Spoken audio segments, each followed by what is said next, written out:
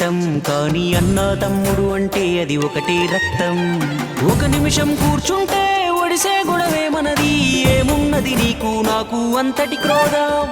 అన్నంటే నాన్నంట, తమ్ముడు తన కొడుకంట, ఆ సంగతి అర్థం అయితే జన్మంతా ఆనంద.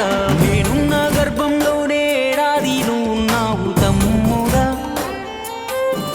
ఇప్పుడు నువ్వు ఆడా నేను ఈడా, మనకెందుకు అడ్డుగోడా తమ్ముడా.